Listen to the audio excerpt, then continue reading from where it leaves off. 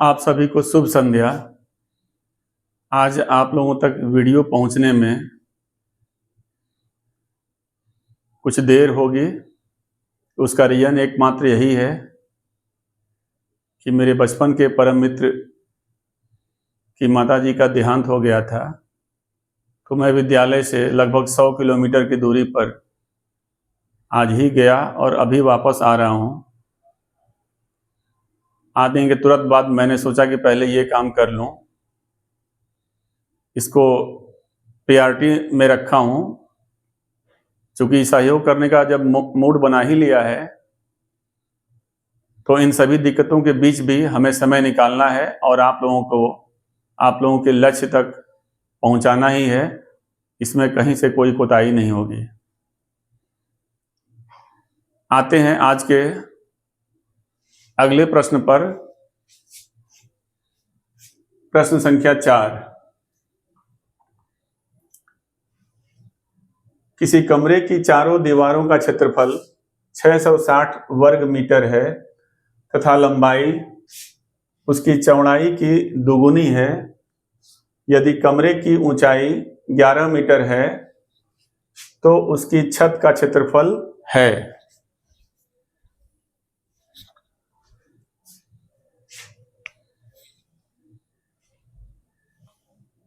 किसी कमरे की चारों दीवारों का क्षेत्रफल का फार्मूला पहले हम लोग लिख लें।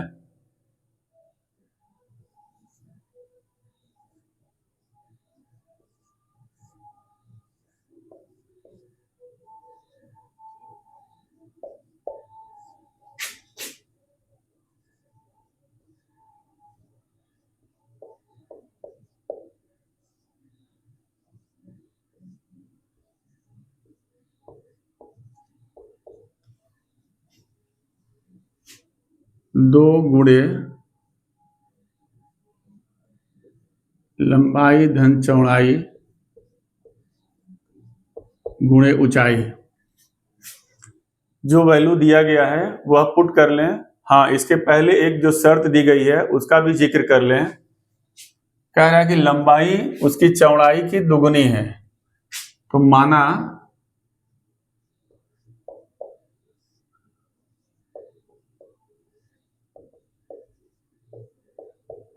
चौड़ाई x है तो लंबाई क्या होगी?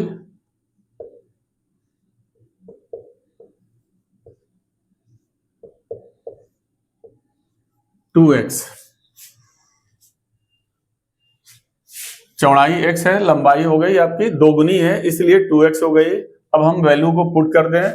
फार्मूला जो भी आ रहे हैं आप उनको कहीं एक जगह नोट करते हुए चलिएगा। क्षेत्रफल दिया गया है 660, 2 गुणे लंबाई आपकी 2x, चौड़ाई x और ऊंचाई आपकी 11 मीटर।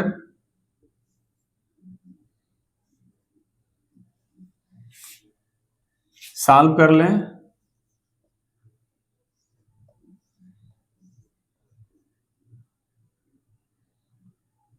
11 दूना 22 गुणे 3x, क्योंकि यहाँ चर पद x है और यहाँ अगर कोई पद नहीं है तो कांस्टेंट आपका 1 माना जाता है।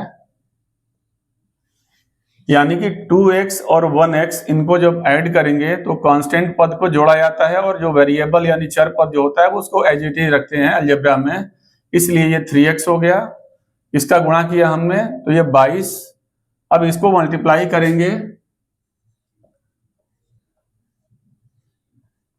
तो ये आपका 66x हो जाएगा। अब 66 से सीधे हमने इसको कट किया तो आपका ये आएगा 10। देयरफॉर x इक्वल टू कितना हो गया? 10। अब इसकी सहायता से हमें क्या निकालना पहले ये देख लें। तो उसकी छत का क्षेत्रफल होगा, तो पहले लंबाई और चौड़ाई ज्ञात कर लें। तो ये आपका x जो होगा चौड़ाई बराबर 10 मीटर, इसे तथा लंबाई बराबर 2 इंटू 10 बराबर 20 मीटर। छत की बात की जा रही है। इस चीज को आप क्लियर कर लें कि एक तो फिगर आपकी होती है 2 डायमेंशनल और एक फिगर होती है 3 डायमेंशनल।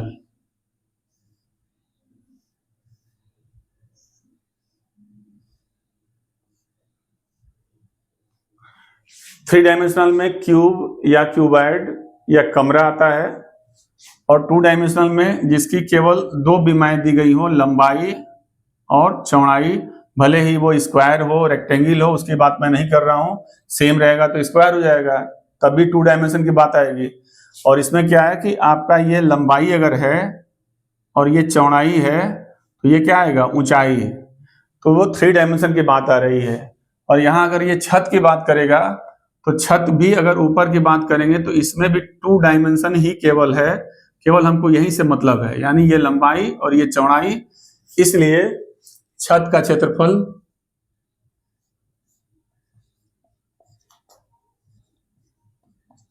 बराबर लंबाई गुणे चौड़ाई, दैट इज इक्वल टू 20, लंबाई और चौड़ाई 10, तो ये हो गया 200, और मात्रक हमारा क्या होगा, मीटर, वर्ग मीटर। यही आपका आंसर होगा। और ऑप्शन नंबर सी ये आपका राइट आंसर होगा। फार्मूला आप लोग जरूर कहीं ना कहीं नोट करते चले। उम्मीद है ये आप लोगों को प्रश्न का जो सॉल्यूशन है वो बेहतर समझ में आया होगा। अब चलते हैं नेक्स्ट प्रश्न पर।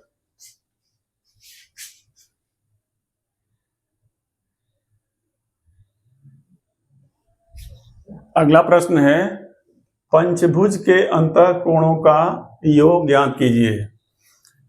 यहां सबसे इंपॉर्टेंट ये है कि एक हम कॉमन फार्मूला याद रखें, जिस फार्मूले की सहायता से वो पंचभुज हो, षटभुज हो, अष्टभुज हो, चतुर्भुज हो, कुछ भी अगर दिया रहे तो हम आसानी से उसे ज्ञात कर लें। तो उसके लिए जो फार्मूला होता है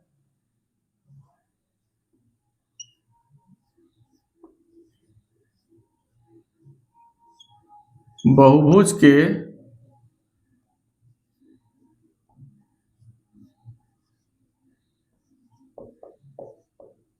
अंतःकोणों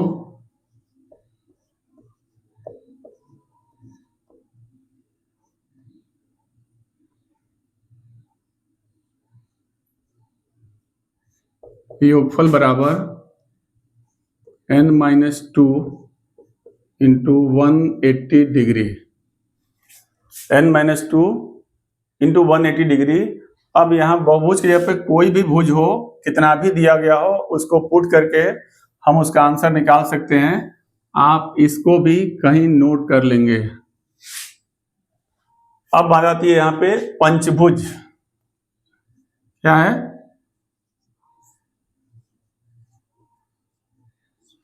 पंचभुज के अंतःकोणों का योगफल बराबर, अब पंचभुज है तो यहाँ पे क्या है, आप चाहें तो इसको लिख लें, n बराबर भुजाओं की संख्या, n बराबर क्या होगा,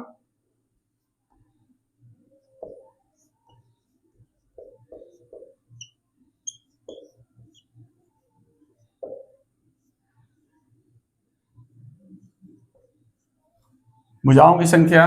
अब यहाँ n क्या है, 5 है, 5 -2 इंटू 180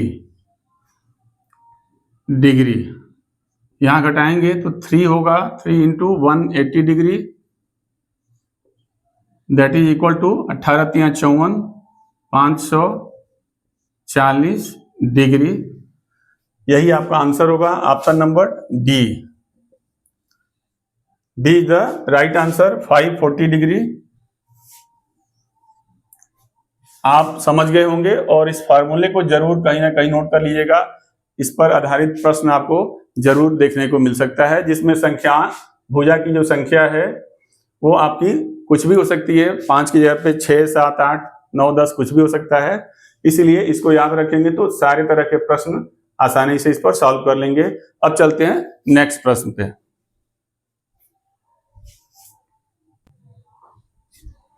आते हैं अगले प्रश्न पे। प्रश्न ये है कि निम्नलिखित में से कौन सी संख्या 99 से विभाजित होती है। जो संख्या है आपकी 99, ठीक है, हम 99 का जब फैक्टर करेंगे तो आएगा 11 और बड़ी से बड़ी संख्या जो होगी वो 9 होगी, क्योंकि इसको हम 3 गुणे 3 भी कर सकते हैं।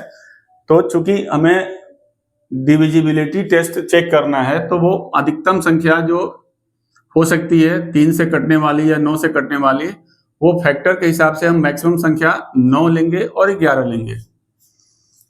तो 99 का जो फैक्टर हुआ 11 into 9। अब हमें ये देखना है कि दिए हुए विकल्पों में 11 से कटने वाली संख्या और 9 से, यानी जो संख्या 11 से और 9 से दोनों से कटेगी वही संख्या 99 से कटेगी, ये कंफर्म है। अब इसके लिए हमें करना क्या होगा कि हमें 11 का डिविजिबिलिटी टेस्ट पता होना चाहिए और 9 का पता होना चाहिए, तब जाकर के हम चेक कर पाएंगे। तो इसके लिए मैं 11 का बोल दे रहा हूं और 9 का भी बोल दे रहा हूं, आप लोग इसको नोट कर लेंगे। 11 का टेस्ट ये है कि जब दी हुई संख्या में सम तथा विषम स्थान पर आए अंकों के योग का अंतर 0 या 11 से विभाजित हो जाए तो वह पूरी संख्या 11 से विभाजित होगी। मैं फिर रिपीट कर दे रहा हूं, जब दी हुई संख्या के सम तथा विषम स्थान पर आए अंकों के योग का अंतर 0 या 11 से विभाजित हो तो वह पूरी संख्या 11 से विभाजित होगी। इसे आप कहीं ना कहीं अपने कॉपी में नोट डाउन कर लीजिएगा। और दूसरा आपका है 9 के विभाजित होने का जो परीक्षण है, डिविजिबिलिटी टेस्ट है, वो ये है कि जब दी हुई संख्या के अंकों का योग 9 से विभाजित होता है तो वह पूरी संख्या 9 से विभाजित होगी। मैं फिर रिपीट कर रहा हूं, जब दी हुई संख्या के अंकों का योगफल 9 से विभाजित हो तो वह पूरी संख्या 9 से विभाजित होगी। और हमें सेकेंडों में ये जल्दी जल्दी दिए हुए विकल्पों पे अप्लाई करना होगा, फिर हम डिसाइड कर पाएंगे कि कौन सा हमारा विकल्प सही उत्तर होगा। चलते हैं, हम यहीं पे अप्लाई करते हैं, या यूं कहे कि मैं अलग करके दिखाऊं तो सपोज करिए 913462 913462, मैं अभी 11 का चेक कर रहा हूं। तो मैंने कहा कि सम तथा विषम स्थान, यानी चाहे इधर से चाहे इधर से अगर हम काउंट करें तो ये पहला स्थान कहा जाएगा, ये दूसरा स्थान, ये तीसरा स्थान, ये चौथा स्थान, ये पांचवा स्थान और ये छठवां स्थान। समझ में आ रहा है आप लोगों को? ये तो एक्चुअल संख्या, इससे मतलब नहीं, स्थान की बात कर रहा हूं। ये पहला स्थान, दूसरा स्थान, तीसरा स्थान, चौथा स्थान, पांचवा स्थान, छठवां स्थान। अब इसमें सम तथा विषम, तो जैसे विषम की बात करेंगे तो पहला, तीसरा और पांचवा। सम की बात करेंगे तो ये दूसरा, चौथा और छठवां। क्लियर? अब इनके योग का अंतर, तो सपोज करिए कि आपका, मैं दूसरा कलर का ले लूं मार्कर। यहां अगर हम सम की बात करें तो सम स्थान पर यानी दूसरा यानी 6 प्लस चौथे स्थान पे 3, छठवें स्थान पे 9, इसको योग करेंगे तो 6 3 9 9 18। विषम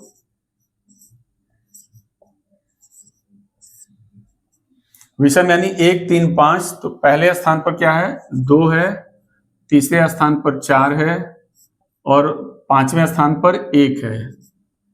इनका योगफल जो होगा 2 4 6 और 1 7, इनका अंतर यानी बड़े में से छोटे को घटाएंगे। अंतर का मतलब होता है कि हम जब भी घटाएंगे बड़े में से छोटे को घटाएंगे। यहाँ माइनस का कोई वैल्यू फर्क नहीं पड़ेगा, निगेटिव का कोई फर्क नहीं पड़ेगा। यहाँ 18 में से 7 घटाएंगे तो कितना आएगा? 11। ठीक है, यानी ये हमारा अप्लीकेबल है 11 से। अब आते हैं 9 पे। तो 9 पे क्या है कि दिए हुए संख्या के अंकों का योगफल यदि 9 से विभाजित होता है तो वह पूरी संख्या 9 से विभाजित होगी। तो यहाँ पे हम ऐड कर देंगे। तो 9 1 10 3 13 4 17 6 23 और 2 25, और जो 25 होगा वह 9 से विभाजित नहीं होगा क्योंकि 9 दूना 18 9 3 27, यानी एक तो अप्लीकेबल हुआ बट दूसरा नहीं हुआ, इसलिए ये ऑप्शन हमारा नहीं होगा। अब आते हैं सेकंड पे। अब यहीं पे मैं सॉल्व करता हूं, आप ध्यान दीजिएगा। यानी ये 1 5 6 और 9 15, 3 7 10 और 2 12, अंतर होगा 3। ये 11 से नहीं कट रहा है और शून्य भी नहीं आ रहा है, इसलिए यहीं पे इसको हम क्रॉस कर देंगे। ये तो कैंसिल हो चुका है। आगे बढ़ते हैं। तो यहाँ पे आपका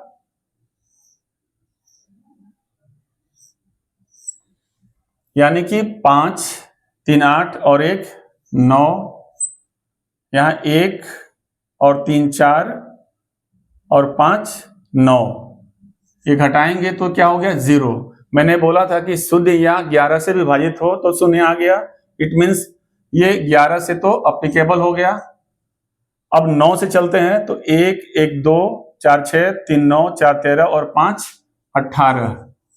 18 क्या होगा? 9 से डिविजिबल है, 2 बार में कट जाएगा और ये 0 आ ही गया। यानी कि हमारे दोनों कंडीशन ये भी अप्लीकेबल हो गए और ये भी अप्लीकेबल हो गए। यानी कि ये दी हुई पूरी संख्या जो होगी वो 99 से विभाजित होगी। अतः हमारा उत्तर क्या होगा? सी। हमें आगे जाने की जरूरत ही नहीं है।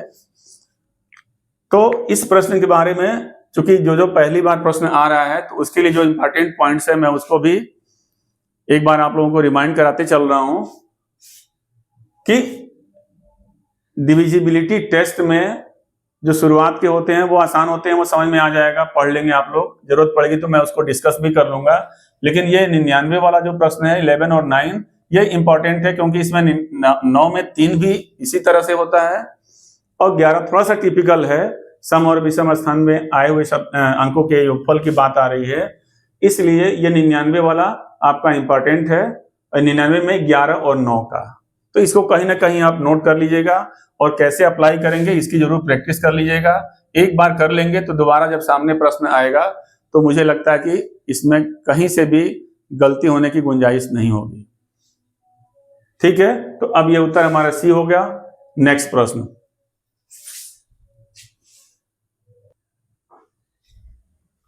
अगला प्रश्न है, एक खंबे का 4/7 भाग कीचड़ में धंसा है। जब धंसे हुए का 1/3 भाग बाहर खींचा जाता है तो पाया गया कि 8 मीटर माप का खंबा अभी भी कीचड़ में है। खंबे की पूरी माप क्या होगी? इसे सॉल्व करने के लिए जो पूछता है हम उसे मान लेते हैं। ये पूछ रहा है खंबे की पूरी माप क्या होगी, तो यहां हम कह सकते हैं कि माना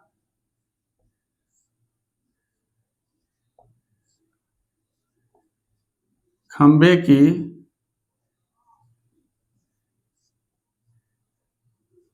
पूरी माप बराबर x या x मीटर, कुछ भी मान लीजिए, x हो या x मीटर हो। अब हम कहें कि प्रश्नानुसार खंबे का 4/7 भाग कीचड़ में धंसा है। खंबे का, तो खंभा अगर x है तो x का, यानी कि हम इसमें कह सकते हैं कि कीचड़ में धंसा भाग बराबर x का 4/7, यानी कि 4/7x। ये हुआ कीचड़ में धंसा हुआ है। अब कह रहा है कि जब धंसे हुए का 1/3 भाग बाहर खींचा जाता है। धंसे हुए का 1/3 यानी कि 4/7 तो धसा हुआ है। इसका 1/3 भाग बाहर निकालते हैं, तो जो बाहर निकालेंगे वो कितना होगा, 4x 1 जा 4x और 7 त्रिके 21, 7 3 जा 21। ये आपका बाहर निकाला जाता है। खींचा हुआ माने धसा हुआ भाग, जो धसा हुआ भाग है उसका 1/3 बाहर निकाला जाता है। तो बाहर वाला भाग आपका निकालने पर 4x/21 हो गया, यानी जो शेष भाग यानी जो 8 मीटर है, धसे हुए भाग का 1/3 निकालने के बाद पाया गया कि 8 मीटर माप का खंभा अभी भी कीचड़ में है। इट मीन्स जो कीचड़ में था टोटल कितना था, 4/7x, और इसमें से हमने बाहर निकाला है उसका 1/3 यानी 4x/21। ये आपको समझ में आ गया होगा। ये वाला भाग कीचड़ में धसा था और इसी भाग का 1/3 भाग बाहर निकाला गया है। तो वो जो घटाएंगे इसमें से इसको, तो शेष भाग जो अभी भी कीचड़ में होगा वो निकलेगा, जो कि यहाँ बताया गया है 8 मीटर है, यानी ये 8 मीटर इसके बराबर होगा।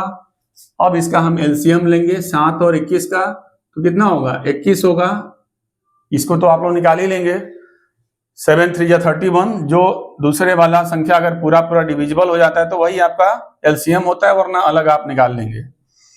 डिवाइड करेंगे 3 बार में जाएगा, 3 चौको 12 माइनस 21, एक बार में जाएगा 4x होगा, ये 12x माइनस 4x। अब ये लिख सकते हैं या 21 गुणे 8 बराबर घटाएंगे तो कितना होगा, 8x। 8 से 8 काट सकते हैं, क्योंकि जब भी कोई संख्याएं आपस में गुणात्मक रूप में होती हैं तो हम इक्वल टू के दोनों तरफ के केस में उसे हम डायरेक्टली डिवाइड कर सकते हैं, काट सकते हैं। अब आपको निकल गया therefore x equal to 21 metre, और जो x माने हैं वही हमारा आंसर होगा। x हमने माना खंभे की पूरी माप x है, और यही हमारा पूछा गया है। इसलिए जो विकल्प आपका है, आपका पहला था 30 मीटर, दूसरा ऑप्शन था 25 मीटर, तीसरा ऑप्शन था 21 मीटर, और चौथा ऑप्शन था 12 मीटर। आंसर इज सी 21। अब यहाँ पे मैं कुछ रोचक जानकारी है वो आपको बता दूं कि ऐसे प्रश्न हमेशा ट्रिकी होते हैं। ये सबसे इंपॉर्टेंट पॉइंट इस प्रश्न के लिए है, क्योंकि जो प्रश्न देखने में जितना लेंदी होते हैं वो उतना ही ट्रिकी होते हैं, बशर्ते कि हमें अप्लाई करना आना चाहिए। और ये ऐसे आएगा कि जो पूछा है खंभे की पूरी माप क्या होगी, सीधे हम विकल्पों को एक एक करके वही आंसर मान के चलेंगे। यानी पूरी माप, ये तो मैंने कॉन्सेप्ट मेथड से बता दिया कि आपको समझ में आ जाए और कहीं से गलती होने का चांस न रहे। अब ट्रिकी अप्रोच है वो मैं बता रहा हूं कि सीधे जो पूछा गया है खंभे की पूरी माप, मैंने मान लिया कि पहला आंसर सही है, सपोज ये पहला सही है, तो अब ये तब सही होगा जब दिए हुए कंडीशन इस पर फुलफिल होगा। पहला कंडीशन क्या है, एक खंभे का 4/7 भाग कीचड़ में धसा है, यानी खंभे की लंबाई अगर 30 है तो 30 का 4/7 जो धसा हुआ है वो निकालेंगे, और तुरंत देखते हैं कि जब 7 से काटते हैं तो 30 हमारा पॉइंट में आएगा, 4 पॉइंट समथिंग आएगा। और यहाँ हमारा जो प्रश्न आगे का है वो कहीं से भी पॉइंट का गुंजाइश नहीं दिख रहा है, इसलिए हमारा पहला ऑप्शन गलत हो जाएगा। यानी कि हमें वो 7 से कटने वाली वैल्यू होना चाहिए। विद इन सेकेंड हम इस प्रश्न को सॉल्व कर सकते हैं, हमें इतना लंबा करने की जरूरत ही नहीं होगी। और कैसे, फिर वही मैंने कहा कि 7 से डिविजिबल मैं खटाखट देखता हूं कि 30 नहीं है, 25 नहीं है, नहीं होगा, 12 नहीं है, नहीं होगा। 7 3 या 21 ये होगा, इसलिए हमारा ये आंसर तुरंत निकल जाएगा सेकेंडों में, और यही राइट आंसर होगा। क्योंकि अब इस पर अगर अप्लाई करेंगे, एक एक करके ये काटेंगे, 3 होगा, 3 चौको 12 होगा, फिर 1/3 निकालेंगे, आगे सारा कुछ जो भी सॉल्व करते जाएंगे, फिर घटाएंगे तो हमारा 8 भी अप्लीकेबल होगा। इसलिए ये हमारा परफेक्ट आंसर होगा जो सारे कंडीशन को फुलफिल करेगा। मुझे फुलफिल कराने की जरूरत भी नहीं है। हम सीधे देखते हैं कि ये डिविजिबल है और डिविजिबल नहीं है, पहला स्टेप ही हम आगे नहीं बढ़ पा रहे हैं, तो मुझे आगे सॉल्व करने की जरूरत ही नहीं है। इसलिए राइट आंसर इज सी। मुझे उम्मीद है कि ये ट्रिकी अप्रोच भी आप लोगों को समझ में आ गया होगा, और एक एक करके ऐसे कोई प्रश्न दिखाई देते हैं जो कहीं ना कहीं आपको ट्रिक्स को बताने के बाद आपके समय को बचाएंगे और समझ में भी आएगा, उसकी भी चर्चा हम साथ ही साथ करते चलेंगे। आज मैं इतना ही रहने देता हूं। चलते चलते कुछ फीडबैक की बात कर ली जाए कि आज एक फीडबैक था कि मुझे दोनों प्रश्न या 2 प्रश्न मेरे तैयार हो गए। यदि आप रियली इस बात को एक्सेप्ट कर रहे हैं कि ये तैयार हो गए और बेहतर तरीके से समझाया गया है, तो समझिए मेरा मेहनत भी धीरे धीरे सफल हो रहा है, और मुझे खुशी होगी कि जो भी मैं कोशिश कर रहा हूं एक सही डायरेक्शन में है और आप तक वो पहुंच रहा है, इसका फायदा मिल रहा है। एक कमेंट और था कि बहुत ही सरल विधि से बताया गया है, तो ये भी पढ़ के मुझे बहुत खुशी हुई कि जो भी पढ़ाने का तरीका या बताने का तरीका या समझाने का तरीका है वो आप लोगों तक ग्राह्य है, एक्सेप्टेबल है, समझ में आ रहा है। इट मीन्स मेरा जो प्रयास है वो सार्थक हो रहा है। प्रश्नों की संख्या की भी बात हुई थी कि संख्या बढ़ाया जाए, मैं बिल्कुल बढ़ाऊंगा। आज चूंकि बहुत ज्यादा विलंब हो चुका है, इसलिए आज मैं इतने पे रोक रहा हूं। और चूंकि ये वर्चुअल माध्यम से टीचिंग लर्निंग का प्रोसेस चल रहा है, इसलिए मैं ये जरूर कहूंगा कि आप लोगों का फीडबैक ही मेरे लिए संबल का काम करेगा और हिम्मत देगा। तो इसमें आप लोग कोताही ना करें, पूरा सपोर्ट करें, जिससे कि फिर मैं अगले दिन पूरी ऊर्जा के साथ आप लोगों के सम्मुख उपस्थित हो पाऊं। ओके, धन्यवाद।